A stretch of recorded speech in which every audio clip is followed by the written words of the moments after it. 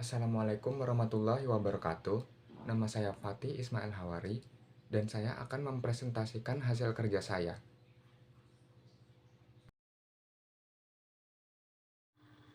Kita lanjutkan ke pembahasan. Sekali lagi, nama saya Fatih Ismail Hawari. Dengan nomor induk mahasiswa 2310 3122 10022. Presentasi ini untuk memenuhi tugas mata kuliah manajemen. Latar belakang. Organisasi memerlukan tanggung jawab sosial, yang berarti mengikuti etika dan norma sosial. Ini membantu mencegah kerusakan. Perencanaan adalah kuncinya, dengan tujuan dan strategi yang jelas untuk mencapai tujuan. Misalnya saja, membuat strategi pemasaran, pemimpin harus mengambil keputusan, menganalisis data, dan memilih opsi terbaik. Misalnya saja, menentukan biaya atau kualitas. Konteks organisasi dan lingkungan mempengaruhi kesuksesan, seperti beradaptasi dengan perubahan pasar. Penelitian tentang perilaku organisasi relevan dengan tanggung jawab sosial. Perencanaan dan pengambilan keputusan. Hal ini meningkatkan kesadaran dan komitmen terhadap etika dan membantu organisasi beradaptasi.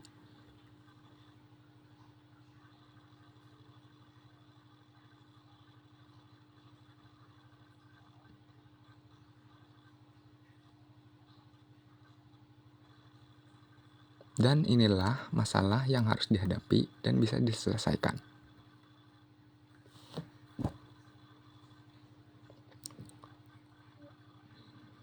Proses pembuatan keputusan.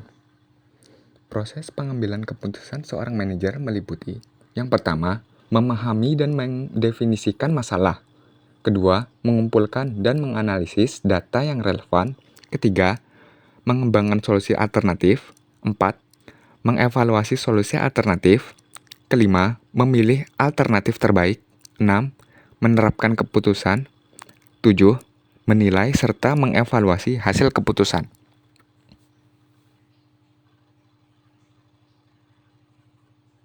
Memahami dan mendefinisikan masalah. Manajer harus terlebih dahulu memahami masalah atau persoalan yang dihadapi. Hal ini melibatkan identifikasi akar penyebab masalah, penentuan ruang lingkup masalah, dan penentuan faktor-faktor kunci yang perlu dipertimbangkan.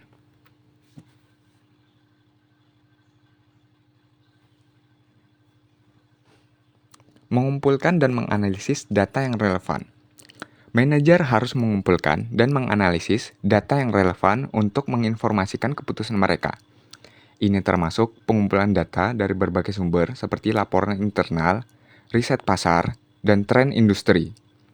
Manajer juga harus menganalisis data untuk mengidentifikasi pola, tren, dan korelasi yang dapat membantu menginformasikan keputusan mereka. Mengembangkan solusi alternatif. Manajer harus menghasilkan serangkaian solusi alternatif terhadap masalah tersebut. Ini melibatkan brainstorming, meneliti, dan mengevaluasi berbagai pilihan.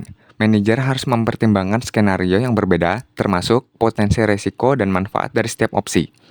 Mengevaluasi solusi alternatif. Manajer harus mengevaluasi setiap solusi alternatif dengan mempertimbangkan faktor-faktor seperti kelayakan, biaya, dan potensi dampak. Hal ini melibatkan pertimbangan pro dan kontra dari setiap opsi dan mengidentifikasi solusi yang paling menjanjikan.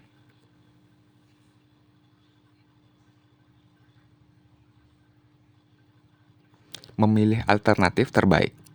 Manajer harus memilih solusi alternatif terbaik berdasarkan evaluasi mereka. Hal ini melibatkan pemilihan opsi yang paling sesuai dengan tujuan dan sasaran organisasi, sekaligus mempertimbangkan potensi risiko dan tantangan. Menerapkan keputusan. Manajer harus mengimplementasikan keputusan tersebut yang melibatkan penerapan solusi yang dipilih ke dalam tindakan. Ini mungkin melibatkan pengembangan rencana, mengalokasikan sumber daya, dan menugaskan tugas kepada anggota tim. Menilai serta mengevaluasi hasil keputusan. Manajer harus mengevaluasi hasil keputusan, menilai apakah keputusan tersebut telah mencapai hasil yang diinginkan. Hal ini mencakup pemantauan dampak keputusan, mengidentifikasi konsekuensi yang tidak diinginkan, dan melakukan penyesuaian jika diperlukan.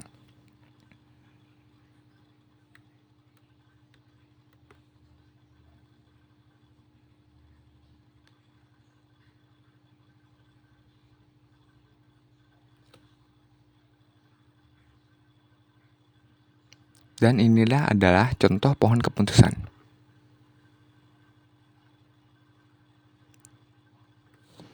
Lingkungan organisasi. Lingkungan organisasi memainkan peran penting dalam menentukan kesuksesan organisasi, karena lingkungan internasional dan eksternal organisasi memiliki pengaruh yang signifikan terhadap kinerja pegawai dan karyawan. Lingkungan internal organisasi seperti budaya, nilai-nilai, dan sistem manajemen mempengaruhi motivasi produktivitas dan kepuasan karyawan. Sementara itu, lingkungan eksternal organisasi seperti kondisi politik, ekonomi, sosial, dan teknologi juga mempengaruhi kinerja pegawai. Faktor-faktor ini saling berinteraksi dan mempengaruhi perilaku kerja pegawai, yang pada akhirnya menentukan kinerja dan kesuksesan organisasi secara keseluruhan. Oleh karena itu, menciptakan lingkungan internal dan eksternal dapat kondusif dan mendukung adanya kunci untuk meningkatkan produktivitas dan mencapai tujuan organisasi. Contohnya seperti karyawan yang mematuhi peraturan perusahaan serta kebijakan yang menguntungkan seluruh pihak.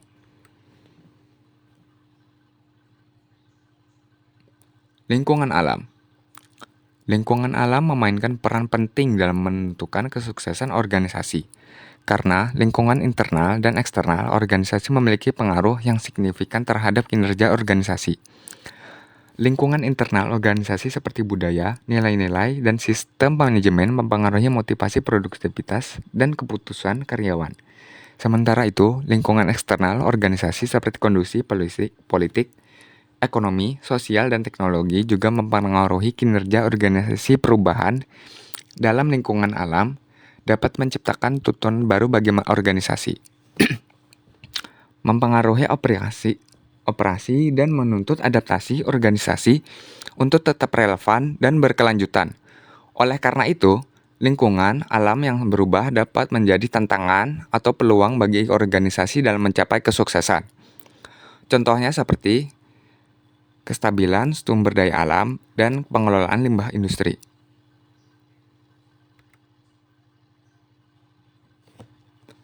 Green Supply Chain Management untuk evaluasi manajemen lingkungan berdasarkan sertifikasi ISO 1401. Studi ini mengkaji pengelolaan lingkungan industri kelapa sawit dengan fokus pada perkebunan, pabrik, dan industri pengelolaan. Tujuan penelitian adalah mengukur penerapan sistem manajemen lingkungan dengan menggunakan konsep Green Supply Chain Management, disingkat GSCM, dan ISO 14001. Penelitian ini menggunakan model SCOR atau SCORE untuk merancang proses bisnis dan mengukur kinerja dengan KPI. Hasil penelitian menunjukkan 24 KPI untuk mengukur kinerja pengelolaan lingkungan dengan tingkat keberhasilan 82,41%. Kajian ini mengevaluasi sistem pengelolaan lingkungan hidup dengan menguraikan mekanisme penilaian kinerja berdasarkan KPI. Disarankan penelitian lebih lanjut untuk mengeksplorasi KPI dengan standar lingkungan lainnya. Green Supply Chain Management untuk evaluasi manajemen lingkungan berdasarkan sertifikasi ISO 1401.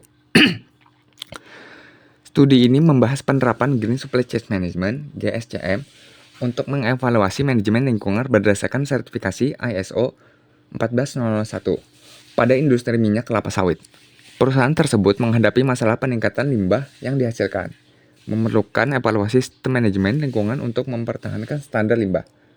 Penelitian ini menggunakan Supply Chain Operation Reference atau SCORE, model dan Key Performance Indicator atau KPI untuk mengukur kinerja manajemen lingkungan.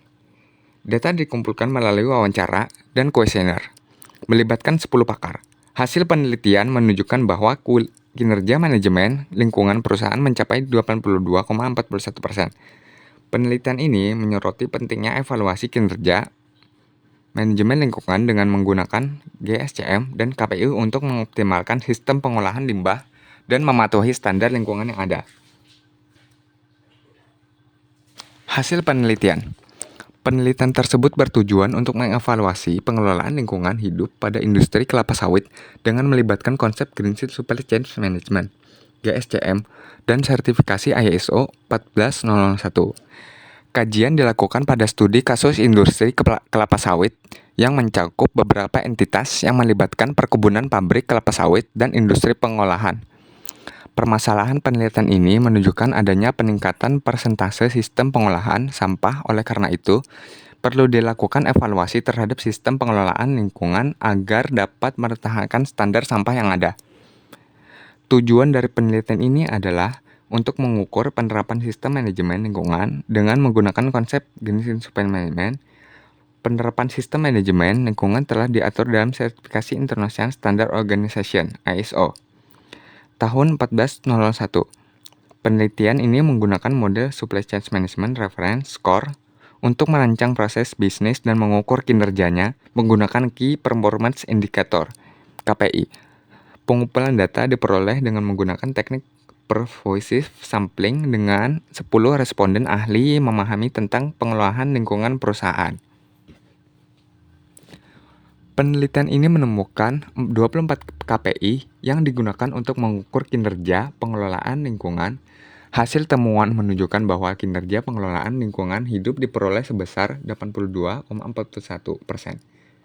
Kajian ini mengevaluasi sistem pengelolaan lingkungan hidup dengan menguraikan mekanisme penilaian kinerja pengelolaan lingkungan hidup berdasarkan KPI. Penelitian selanjutnya didasarkan untuk menguji KPI dengan standar lingkungan lainnya untuk mendapatkan hasil yang lebih optimal. Penelitian ini menggunakan kombinasi skor dan GSCM untuk memperoleh skor kinerja pengelolaan lingkungan. Perbedaan penelitian ini dengan penelitian sebelumnya adalah penelitian ini menggunakan sertifikasi ISO 14001 sebagai acuan penentuan KPI dan juga didukung oleh beberapa penelitian yang telah dilakukan pada GSCM. Penelitian ini menggunakan kombinasi skor dan GSCM untuk memperoleh skor kinerja pengelolaan lingkungan. Perbedaan penelitian ini dengan penelitian sebelumnya adalah penelitian ini menggunakan sertifikat ISO sebagai acuan penelitian. Hasil penelitian menyimpulkan bahwa kinerja pengelolaan lingkungan perusahaan sebesar 82%,1%. Penelitian menyarankan agar penelitian selanjutnya sebaiknya mengkaji KPI dengan standar lingkungan lainnya untuk mendapatkan hasil yang lebih optimal. Studi ini juga menyarankan agar perusahaan terus menerapkan sistem manajemen lingkungan untuk mempertahankan standar limbah yang ada. Kesimpulan, proses pembuatan keputusan oleh pimpinan organisasi harus melalui serangkaian langkah dalam proses pengambilan keputusan. Pertama, memahami dan mendefinisikan masalah, lalu mengumpulkan dan menganalisis data yang relevan, mengembangkan solusi alternatif, mengevaluasi solusi alternatif, memilih alternatif terbaik, menerapkan keputusan, menilai serta mengevaluasi hasil keputusan, pengaruh lingkungan organisasi, dan lingkungan alam terhadap kesuksesan organisasi memiliki dampak signifikan terhadap suatu organisasi, seperti budaya perusahaan dan struktur organisasi dapat mempengaruhi kinerja dan inovasi. Garis besar artikel penelitian ini dilakukan pada perusahaan minyak kelapa sawit yang menghadapi masalah peningkatan limbah. Tujuan penelitian adalah mengukur penerapan sistem manajemen lingkungan menggunakan konsep GSCM dan ISO 14001. Metode penelitian mengakibatkan model skor dan KPU untuk mengukur kinerja manajemen lingkungan. Sekian dari saya. Mohon maaf jika ada salah kata. Wassalamualaikum warahmatullahi wabarakatuh.